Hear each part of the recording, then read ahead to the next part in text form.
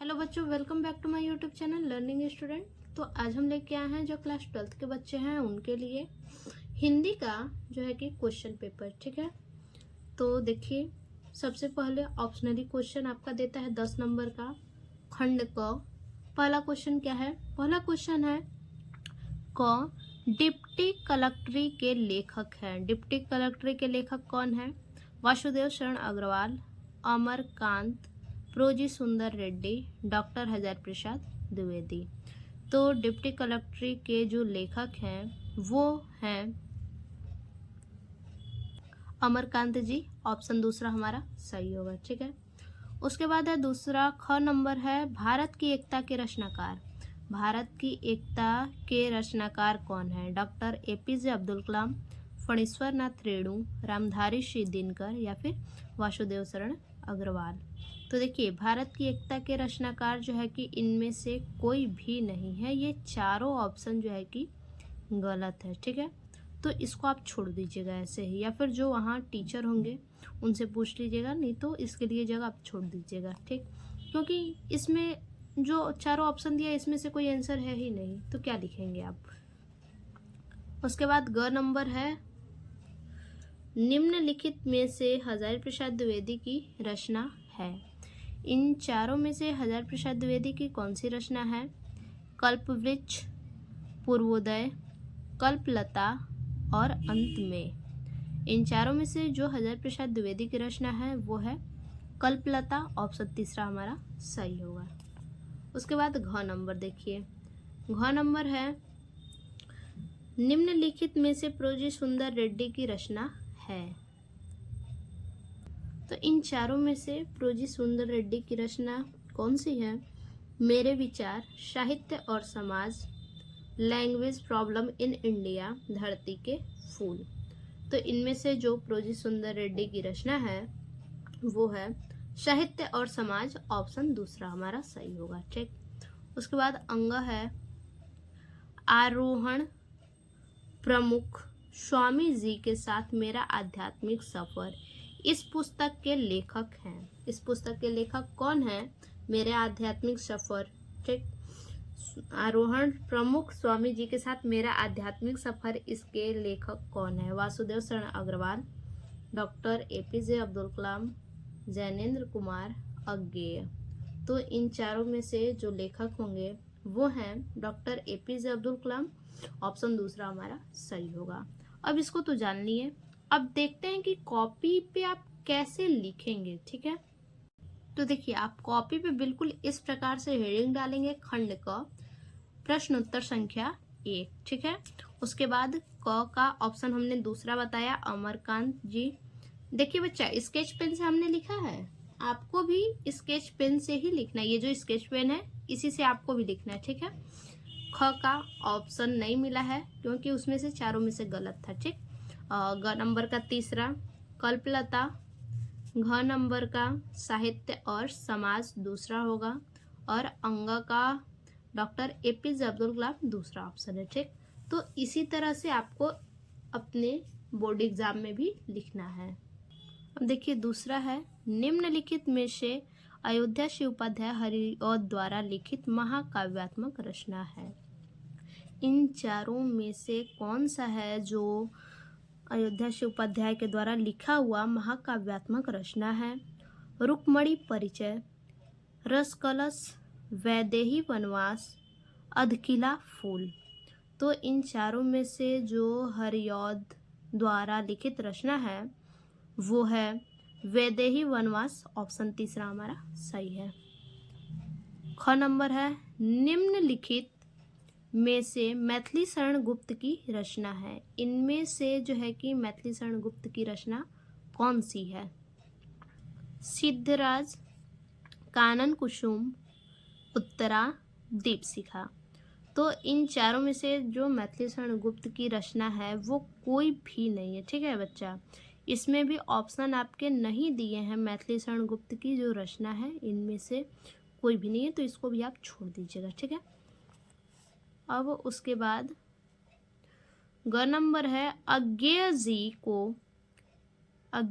को निम्नलिखित में से किस काव्य कृति पर ज्ञानपीठ पुरस्कार मिला था। ठीक है, किस काव्य कृति पर ज्ञानपीठ पुरस्कार मिला था? इंद्रधनु रौंदे हुए ये, हरी घास पर क्षण भर, आंगन के पार द्वार, कितनी नावों में कितनी बार। तो इनमें से जो हमारा ऑप्शन होगा वो होगा कितनी नावों में कितनी बार, ऑप्शन चौथा हमारा सही होगा। घ नंबर क्वेश्चन है, निम्नलिखित में से दिनकर की रचना है, इनमें से दिनकर जी की रचना कौन सी है? ठीक है, इन चारों में से दिनकर जी की कौन सी रचना है? शीला पंख चमकीले, परशुराम की प्रतीक्षा, अंधा युग, अनामिका। तो इनमें से जो दिनकर जी की रचना है वो होगा परशुराम की प्रतीक्षा, ऑप्शन दूसरा हमारा सही होगा। उसके बाद अंग है, हिमालय निम्नलिखित में से किसकी काव्य कृति है? ठीक, सुमित्रा नंदन पंत, सूर्यकांत त्रिपाठी निराला, महादेवी वर्मा, जयशंकर प्रसाद। तो इनमें से जो है कि हिमालय किसकी काव्य कृति है? तो हिमालय जो है महादेव वर्मा की काव्य कृति है, ऑप्शन तीसरा हमारा सही होगा। अब इसको देखिए किस प्रकार से लिखेंगे। प्रश्नोत्तर संख्या 2 हम ऐसे डाल देंगे। ठीक है, उसके बाद पहला का ऑप्शन तीसरा हमारा सही है, वैदेही वनवास। ख का ऑप्शन गलत है चारों, ठीक, इसलिए इसको छोड़ देंगे। चौथा है कितनी नाव में कितनी बार। उसके बाद चौथे का दूसरा है परशुराम की प्रतीक्षा, और लास्ट जो है महादेवी वर्मा। ठीक, अब आगे देखते हैं क्वेश्चन नंबर 3। अब देखिए 3 नंबर क्वेश्चन क्या है, दिए गए पद्यांश पर आधारित निम्नलिखित प्रश्नों के उत्तर दीजिए। ठीक है, तो ये जो पद्यांश दिए हैं इस पद्यांश का हमें जो है कि क्या करना है, उत्तर देना है।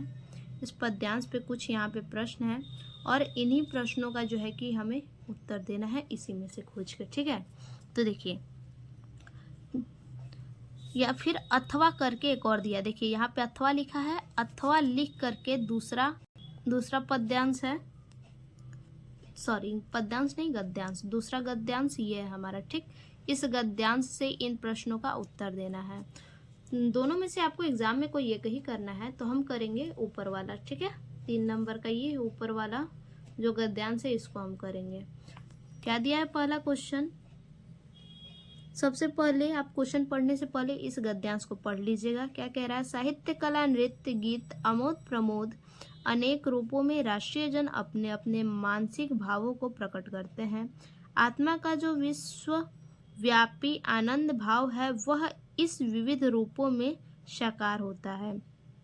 यद्यपि बाह्य रूप की दृष्टि से संस्कृति के ये बाहरी लक्षण अनेक दिखाई पड़ते हैं, किंतु आंतरिक आनंद की दृष्टि से उनमें एक सूत्रता है। जो व्यक्ति सुहृदय वह प्रत्येक संस्कृति के आनंद पक्ष को स्वीकार करता है और उससे आनंदित होता है। इस प्रकार की उदार भावना ही विविध जनों से बने हुए राष्ट्र के लिए स्वास्थ्यकर है। ठीक, अगर इसको आप पढ़ लीजिएगा तो तुरंत पकड़ लीजिएगा कि ये किस पार्ट से है। सबसे पहले तो ये आप जानेंगे कि किस पार्ट से है। ठीक है, क्योंकि ये क्वेश्चन आपसे पूछता है कि इसके शीर्षक क्या है या फिर किस पार्ट से लिया गया है।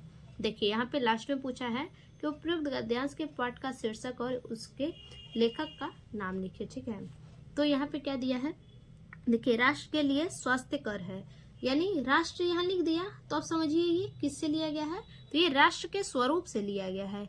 और इसके लेखक कौन है, तो लेखक है वासुदेव शरण अग्रवाल जी। ठीक है, तो देखिए राष्ट्रीय जन अपने अपने मानसिक भावों को किन रूपों में प्रकट करते हैं। ठीक है, तो इसका आंसर क्या होगा, देखिए साहित्य कला नृत्य गीत आमोद प्रमोद अनेक रूपों में राष्ट्रीय जन अपने अपने मानसिक भावों को प्रकट करते हैं। ठीक है, यहाँ पे हमारा आंसर मिल गया पहले का। ठीक, और इसके बाद दूसरा है संस्कृति के आनंद पक्ष को कौन स्वीकार करता है। ठीक, तो संस्कृति के आनंद पक्ष को कौन स्वीकार करता है, देखिए आत्मा का जो विश्वव्यापी आनंद भाव है वह इस विविध रूपों में साकार होता है। देखिए यहाँ पे है, जो व्यक्ति सहृदय है वह प्रत्येक संस्कृति के आनंद पक्ष को स्वीकार करता है। ठीक है, इसका उत्तर मिल गया। दूसरे का संस्कृति के आनंद पक्ष को कौन स्वीकार करता है? जो व्यक्ति सहृदय है वह प्रत्येक संस्कृति के आनंद पक्ष को स्वीकार करता है। उसके बाद देखिए, मानसिक और स्वास्थ्यकर शब्दों के अर्थ लिखिए। तो देखिए, मानसिक के अर्थ होंगे मन से संबंधित, मानसिक यानी मन से संबंधित, और स्वास्थ्यकर मतलब, स्वास्थ्यकर का मतलब आपका होगा स्वास्थ्य के लिए लाभकारी। ठीक।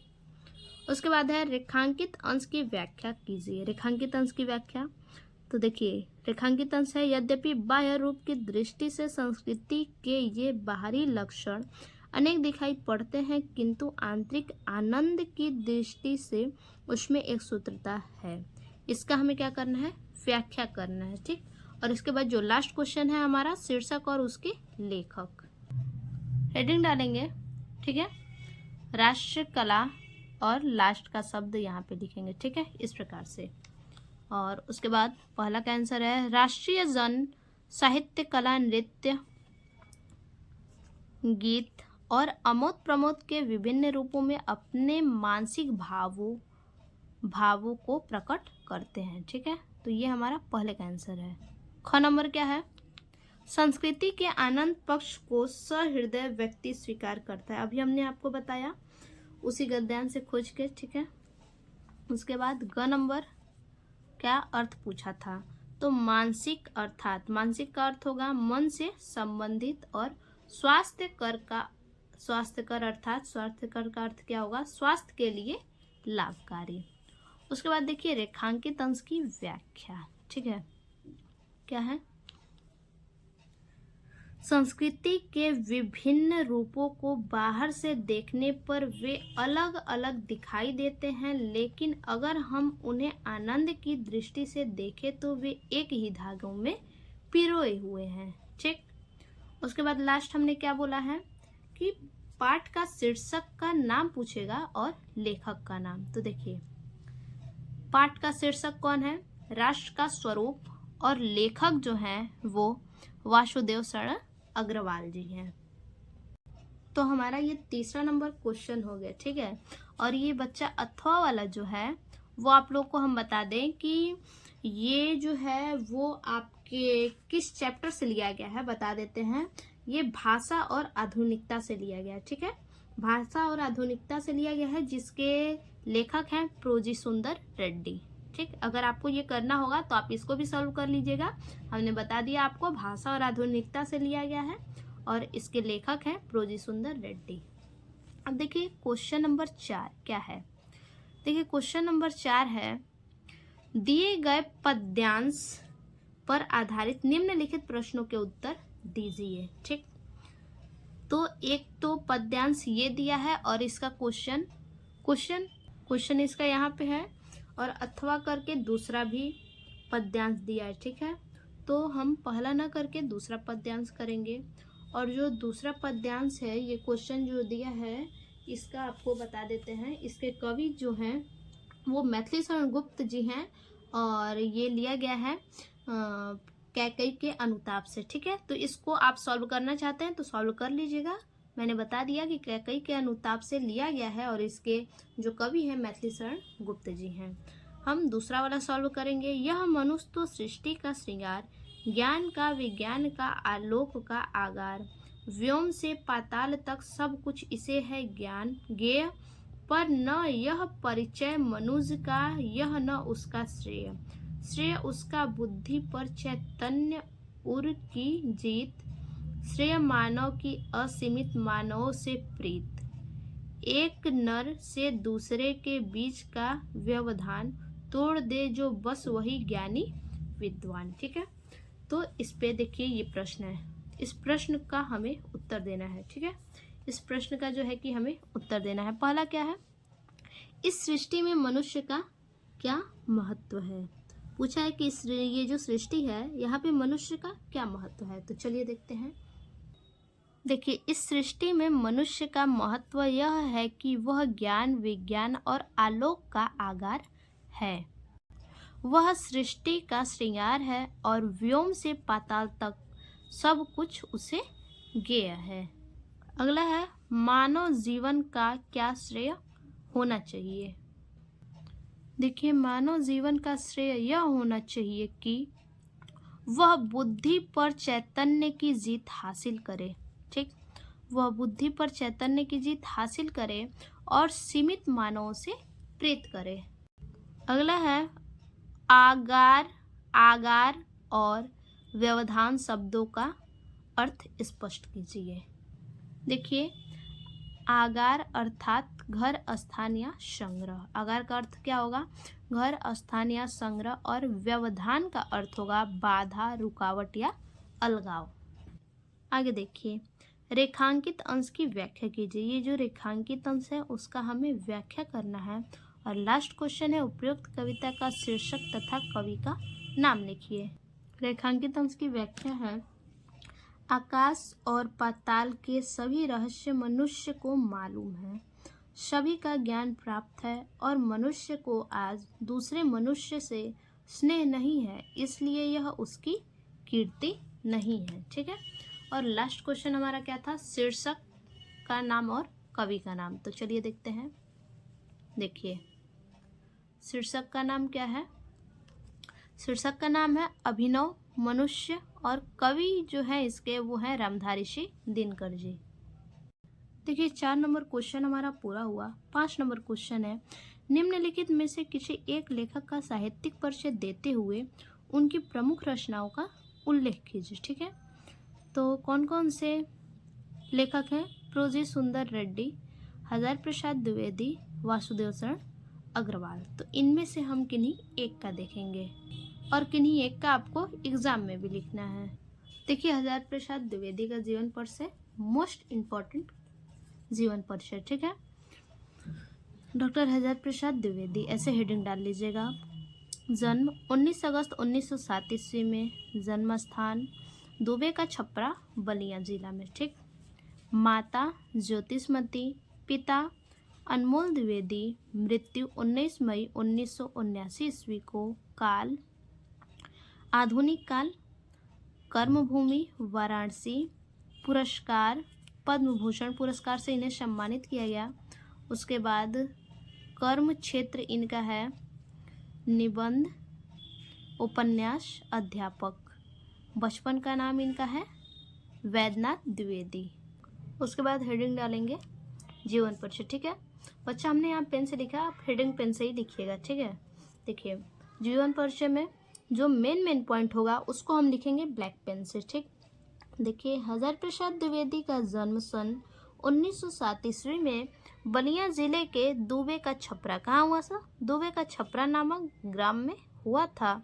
इनके पिता अनमोल द्विवेदी तथा माता ज्योतिषमती देवी हैं। इन्होंने काशी हिंदू विश्वविद्यालय से ज्योतिष तथा आचार्य की उपाधि प्राप्त की। ये शांति निकेतन, काशी हिंदू विश्वविद्यालय तथा पंजाब विश्वविद्यालय जैसे संस्थाओं में हिंदी विभाग के अध्यक्ष रहे। इन्हें 1949 ईस्वी में डिलीट तथा 1957 में पद्म भूषण से सम्मानित किया गया।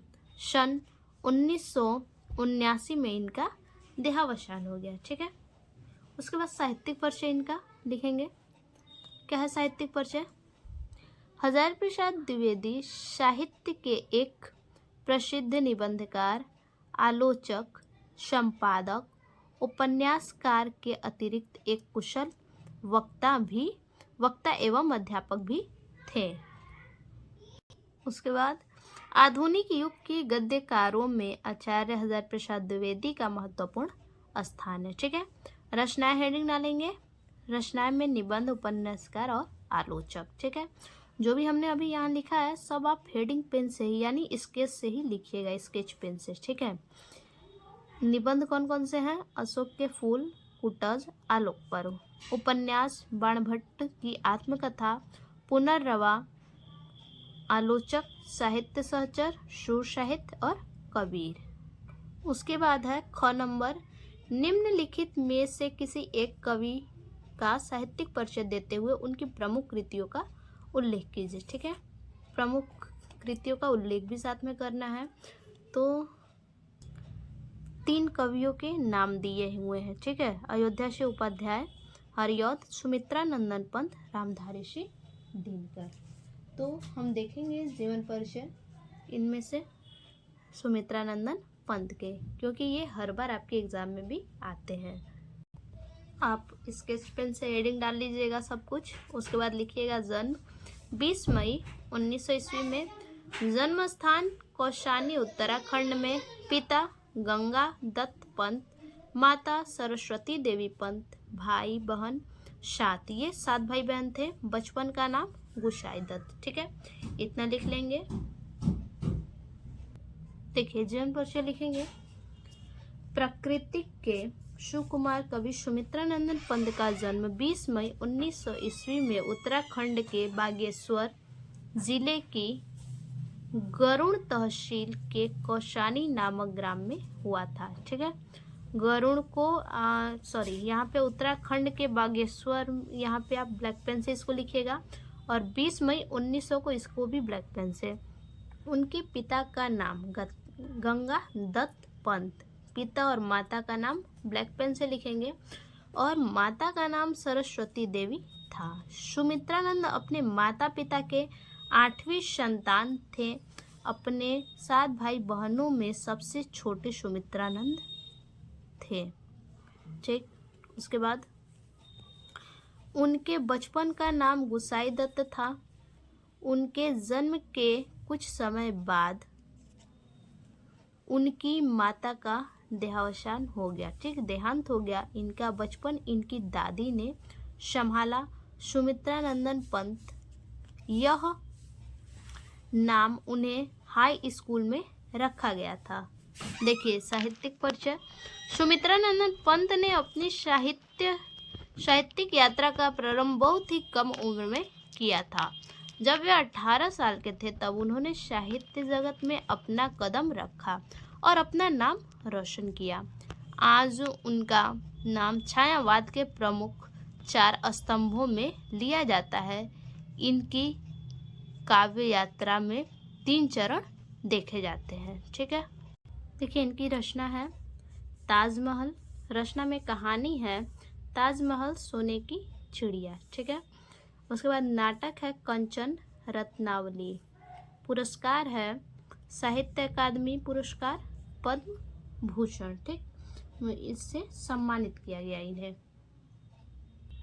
अब देखिए 6 नंबर है ध्रुव तारा अथवा बहादुर कहानी का सारांश लिखिए, ठीक है, या फिर पंचलाइट अथवा बहादुर कहानी के उद्देश्य पर प्रकाश डालिए।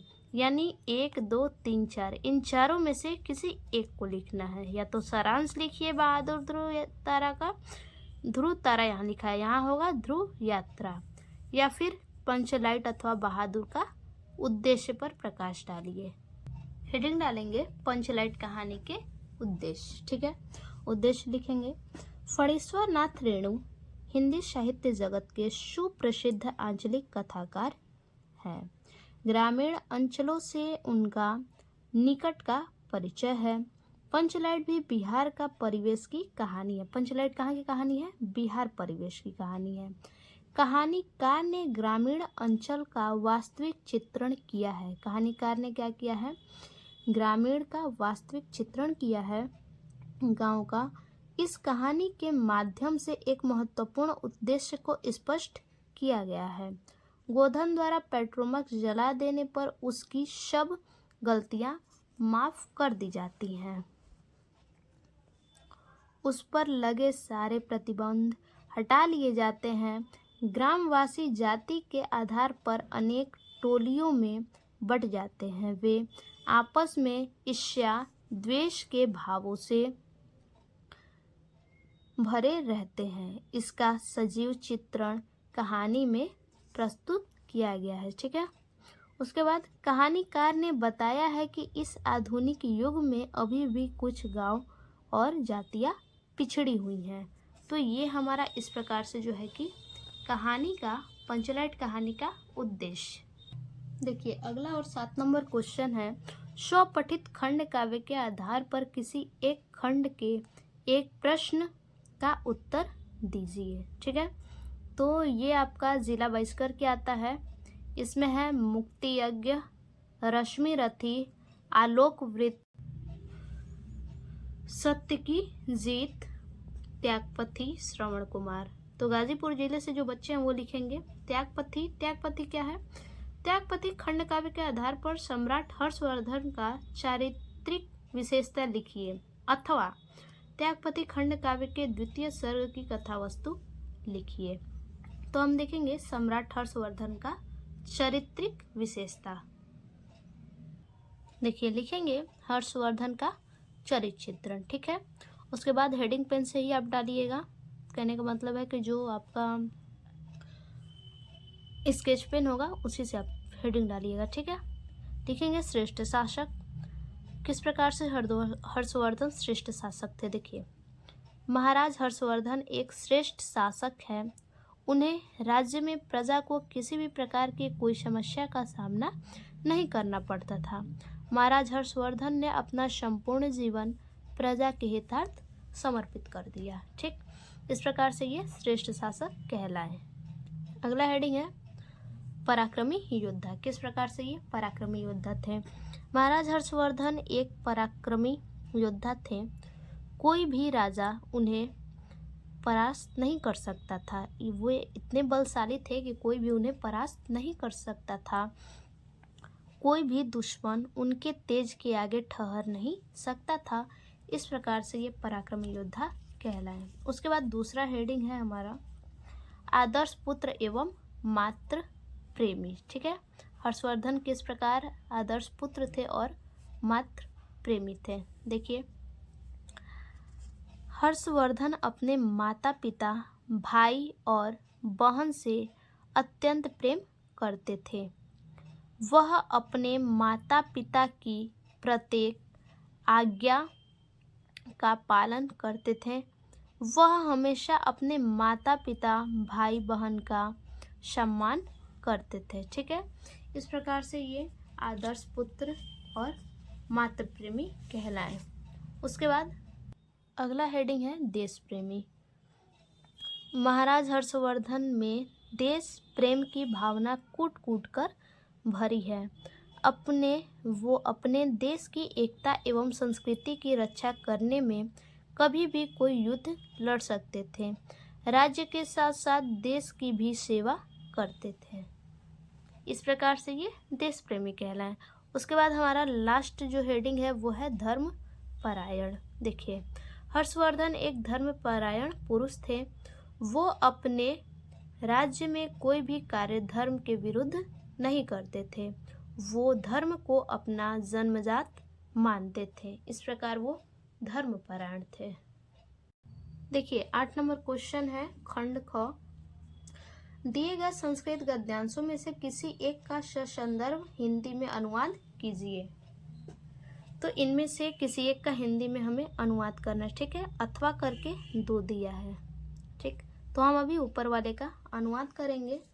देखिए क्या दिया है, यथैवो पकरणवता, यानी जैसा साधन संपन्न लोगों का जीवन तथैव होता है। जैसा साधन संपन्न लोगों का जीवन होता है, ते जीवन स्यात्, वैसा तुम्हारा भी हो जाएगा। अमृतत्वस्य तु नास्ति वित्तेन इति, धन से अमृत की कोई आशा नहीं है। धन से वित्तेन मतलब धन से अमृत की कोई आशा नहीं है। सा मैत्रेयी उवाच, वह मैत्रेयी बोलती है, येनः नामृता श्याम किमः तेन कुर्यामः। मैत्रेयी बोलती है, जिससे मैं अमर नहीं होंगी उसका मैं क्या करूँगी। यदैव भगवान, हे देव, केवल ममृतत्व साधनम, हे देव यदि आप केवल अमृत को साधन जानाति तदेव में ब्रूहि। मैत्रेयी कहती है, हे देव, जिससे मैं अमर नहीं होंगी उसका मैं क्या करूँगी। ठीक। हे देव, यहाँ से हे देव, यदि आप केवल अमृत को प्राप्त करने का साधन जानते हैं तो मुझे बताइए। याज्ञवल्क उवाच, याज्ञवल्क ने कहा, प्रिया न हे सती, तुम हमारी पत्नी हो। सती तो प्रिया भाष्य, उन्होंने कहा, हे सती तुम हमारी पत्नी हो। अहि, तुम हमारी पत्नी हो और प्रिय बोल रही हो। एहि यहाँ उपविश, यहाँ बैठो। व्याख्यास्यामि ते अमृतत्व साधनम, तुम यहाँ बैठो, मैं तुम्हें अमृत को प्राप्त करने का साधन बताता हूँ। ठीक। अमृत को प्राप्त करने का साधन बताता हूँ, साधन का व्याख्या करता हूँ। याज्ञवल्क उवाच, याज्ञवल्क ने कहा, न वा अरे मैत्रेयी। याज्ञवल्क कहते हैं, अरे मैत्रेयी, पितृ कामाय पति प्रियो भवति। अरे मैत्रेयी, पति की कामना के लिए पति प्रिय नहीं होता है। आत्मनस्तु वै कामाय पति प्रियो भवति, अपनी ही इच्छा पूर्ति के लिए पति प्रिय होता है। ठीक है। इसका संदर्भ और अनुवाद कैसे लिखेंगे इसको देखते हैं। देखिए, हेडिंग डाल लेंगे। ठीक है। और इस प्रकार से ऊपर लिख लेंगे संदर्भ। प्रस्तुत गद्यांश हमारी पाठ्य पुस्तक संस्कृत दिग्दर्शिका में संकलित आत्मज्ञ एवं सर्वज्ञ नामक पाठ से अवतरित है। ठीक है। अब अनुवाद देखेंगे। जैसा साधन संपन्न लोगों का जीवन होता है वैसा तुम्हारा भी हो जाएगा। धन से अमृतत्व की कोई आशा नहीं है। वह मैत्रेयी बोलती है, जिससे मैं अमर नहीं होंगी उसे मैं क्या करूँगी। हे देव, यदि आप केवल अमृतत्व को प्राप्त करने का साधन जानते हैं तो मुझे बताइए। याज्ञवल्क ने कहा, हे सती, तुम हमारी पत्नी हो, प्रिय बोल रही हो। यहाँ पर बैठो, मैं तुम्हें अमृत को प्राप्त करने के साधन का व्याख्या करता हूँ। याज्ञवल्क कहते हैं, अरे मैत्रेयी, पति की कामना के लिए पति प्रिय नहीं होता है, अपनी ही इच्छा पूर्ति के लिए पति प्रिय होता है। ठीक है। तो संदर्भ हमने अभी आपको बता दिया, ये किससे लिया गया है, आत्मज्ञ एवं सर्वज्ञ से। ठीक है। अब अगला क्वेश्चन देखिए, अथवा करके इसमें दूसरा भी दिया गया है। तो ये बता दें आपको, संस्कृत दिग्दर्शिका के जातक कथा पाठ से लिया गया है और जातक कथा पाठ के उल्लुक जातकम से इसे लिया गया है। ठीक है। तो इसको आप कर लीजिएगा। ख नंबर है, इसका भी संदर्भ सहित अनुवाद करना है। ठीक है। क्या है, दोनों में से किसी एक का करना है, तो हम करेंगे इसका। विद्या विवदाय धनम मादाय शक्ति परेशा पीड़नाय खलस्य साधो विपरीत मितज्य ज्ञान दानाय च रक्षणाय। तो देखिए, इसका होगा संदर्भ। देखिए, इसका प्रस्तुत श्लोक हमारी पाठ्य पुस्तक संस्कृत दिग्दर्शिका के सुभाषित रत्नानी नामक पाठ से उद्धृत है। ठीक है। अब इसका अनुवाद देखिए। अनुवाद है, दुष्ट व्यक्ति की विद्या वाद विवाद के लिए, संपत्ति घमंड के लिए एवं शक्ति दूसरों को कष्ट पहुंचाने के लिए होती है। इसके विपरीत सज्जन व्यक्ति की विद्या ज्ञान के लिए, संपत्ति दान के लिए एवं शक्ति रक्षा के लिए होती है। ठीक है। तो ये हमारा हो गया श्लोक का संदर्भ और व्याख्या। ये देखिए, ये जो दूसरा वाला है तो ये आपको बता दें महामना मालवीय पाठ से है। ठीक है। तो वहाँ से आप देख लीजिएगा इसका अर्थ क्या होगा। उसके बाद अगला क्वेश्चन नंबर 9 है हमारा, निम्नलिखित मुहावरों और लोकोक्तियों में से किसी एक का अर्थ लिखकर वाक्य में प्रयोग कीजिए। देखिए, पहला है, अपने पैर पर खड़े होना, दूसरा मक्खन लगाना, तीसरा है पिया चाहे सोई सुहागिन, चौथा है सावन हरे न भादो सूखे। ठीक है, तो हम करेंगे इनमें से कोई एक कहा है लिखने के लिए, तो लिखेंगे अपने पैर पर खड़े होना। देखिए, अपने पैर पर खड़ा होना, स्वावलंबी होना या फिर आत्मनिर्भर होना। वाक्य प्रयोग इसका होगा, रोशन दिन रात मेहनत करता था, उसे अपने पैरों पर खड़ा होना था।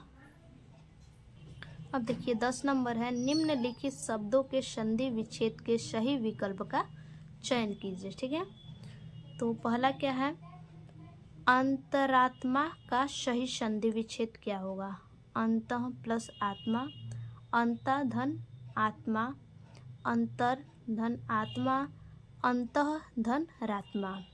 तो अंतरात्मा का सही संधि विच्छेद जो होगा वो होगा अंतर प्लस आत्मा। ठीक है, हमारा ऑप्शन सही होगा।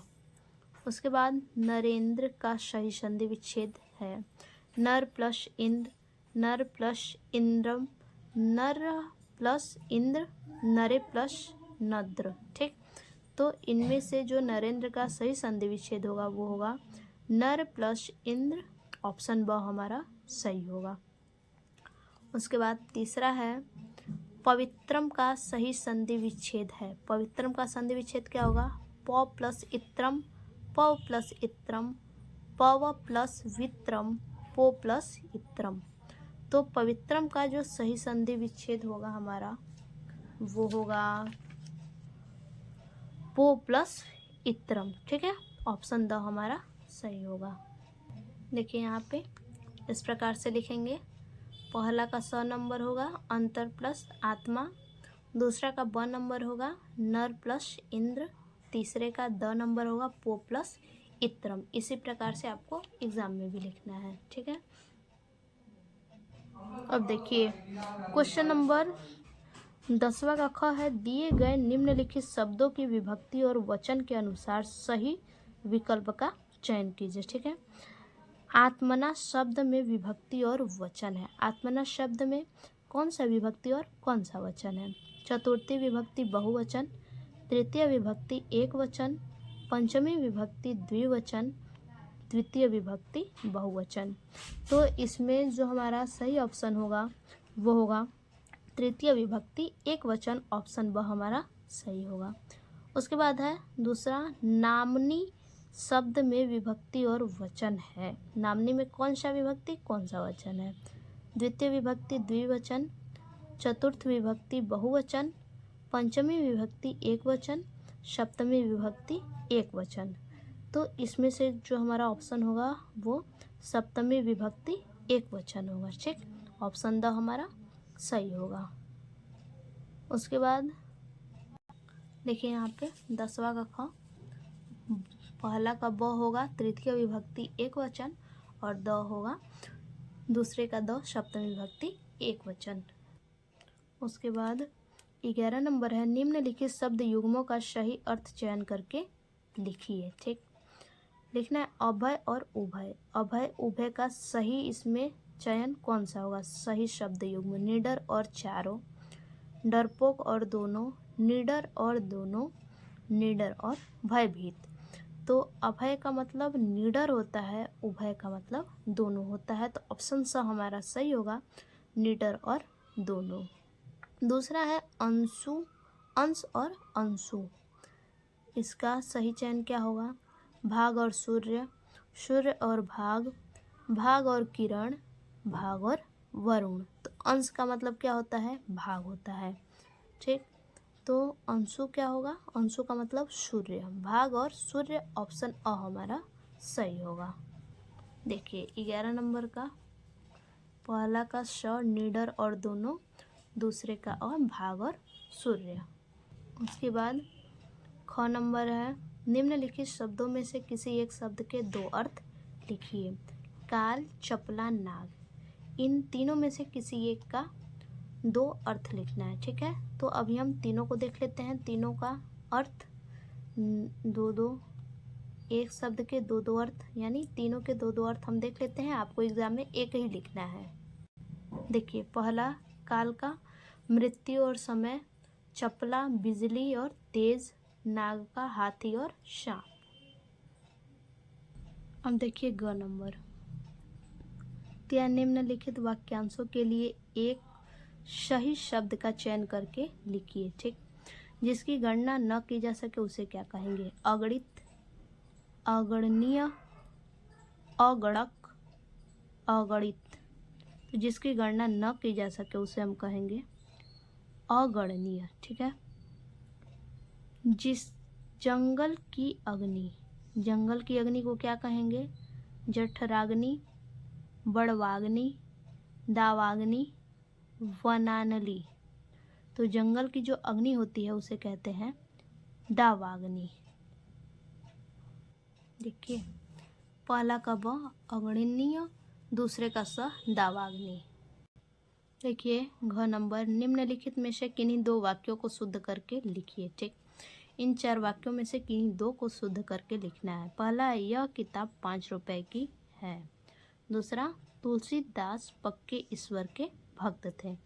देखिए यह किताब को ये लिख देंगे, ये किताब 5 रुपए की है, और दूसरा तुलसीदास पक्के ईश्वर के भक्त थे। तो ये जो शब्द है दूसरा ये सही है, इसको ऐसे ही उतार देंगे, तुलसीदास पक्के ईश्वर के भक्त थे। देखिए ये किताब 5 रुपए की है और दूसरा तुलसीदास पक्के ईश्वर के भक्त थे। देखिए अब अगला क्वेश्चन क्या है? 12 नंबर क्वेश्चन है, वीर रस अथवा हास्य रस का लक्षण और उदाहरण लिखिए। यानी दोनों में से किसी एक का लक्षण उदाहरण देखना है। देखेंगे हास्य रस। ठीक है, परिभाषा क्या है? अनुभाव, विभाव तथा संचारी भाव के संयोग से पूर्णता को प्राप्त होने वाली हास्य नामक स्थायी भाव से हास्य रस की उत्पत्ति हुई है। ठीक है, ये हमारा जो है कि परिभाषा हो गया। ठीक, यानी परिभाषा या फिर लक्षण कह लीजिए। अब देखिए उदाहरण, उदाहरण होगा, सिर पर गंगा हंसै, भुजनी भुजंगा हंसै, हास ही को दंगा भयो नंगा के विवाह में। तो ये हमारा उदाहरण हो गया। आपको हास्य रस में याद क्या करना है? मेन होता है स्थायी भाव रस का। ठीक, तो हास्य रस का स्थायी भाव क्या है? हास है, इसको आप याद रखिएगा। हास्य रस का स्थायी भाव हास होता है। अगला नंबर है, अनुप्रास अथवा उपमा अलंकार का लक्षण और उदाहरण लिखिए। ठीक, तो देखेंगे, देखिए अनुप्रास अलंकार, जहाँ एक वर्ण की आवृत्ति बार बार हो वहाँ अनुप्रास अलंकार होता है। यानी एक ही वर्ण की आवृत्ति जहाँ बार बार हो। जैसे रघुपति राघव राजा राम, रघुपति में रह है, राघव में रह है और राजा में रह है, फिर राम में भी रह है। यानी एक ही वर्ण की आवृत्ति जहाँ बार बार हो वहाँ अनुप्रास अलंकार होगा। अगला क्वेश्चन है, दोहा अथवा चौपाई छंद का लक्षण एवं उदाहरण दीजिए। तो देखेंगे दोहा छंद का। देखिए यह अर्धसमात्रिक छंद है, इसमें 4 चरण होते हैं। दोहा क्या है? अर्धसमात्रिक छंद है, इसमें 4 चरण होते हैं। इसके पहले और तीसरे चरण में 13-13 मात्राएं होती हैं तथा दूसरे और चौथे चरण में 11-11 मात्राएं होती हैं। उदाहरण देखिए, रहीमन पानी राखिए, बिन पानी सब सून, पानी गए न उबरे, मोती मानुस चून। ठीक है, रहीमन में 1 2 3 4 5 6 7 8 9 10 11 12 13 13 मात्रा है। बिन पानी सब सून, 1 2 4 2 6 6 2 8 8 3 11 11 मात्रा है।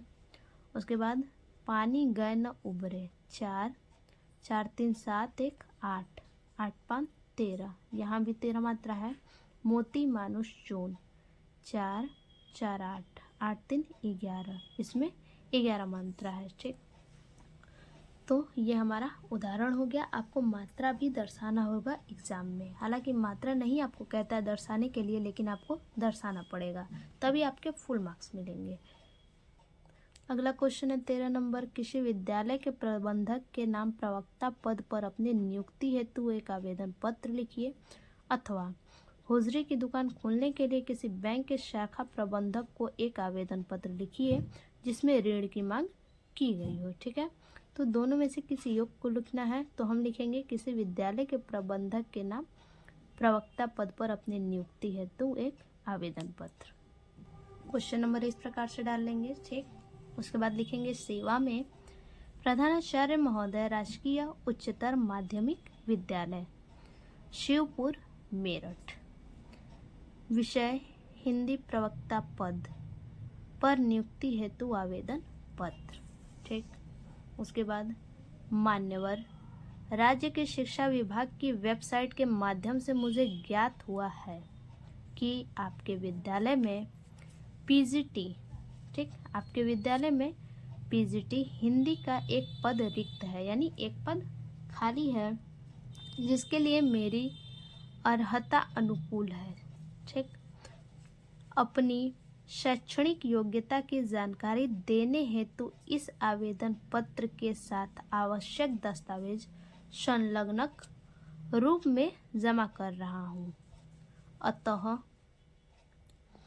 आपसे निवेदन है कि मेरी शैक्षणिक योग्यताओं एवं संबंधित अनुलग्नकों को देखने और विचारने के पश्चात मुझे हिंदी शिक्षक के रूप में सेवा करने का अवसर प्रदान किया जाए, ठीक।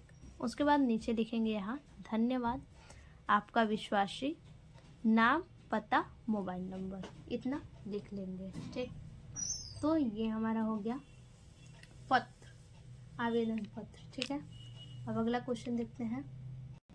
देखिए लास्ट क्वेश्चन है हमारा 14 नंबर। निम्नलिखित विषयों में से किसी एक पर अपनी भाषा शैली में निबंध लिखिए, ठीक है। भ्रष्टाचार, समस्या और समाधान, वन संपदा और उसकी उपयोगिता, दहेज प्रथा अतीत और वर्तमान। दहेज प्रथा यानी अतीत में क्या था, वर्तमान में क्या है। भारत में आतंकवाद, कारण और निवारण, जनसंख्या नियंत्रण में परिवार नियोजन का महत्व। देखेंगे भारत में आतंकवाद यानी समस्या और समाधान।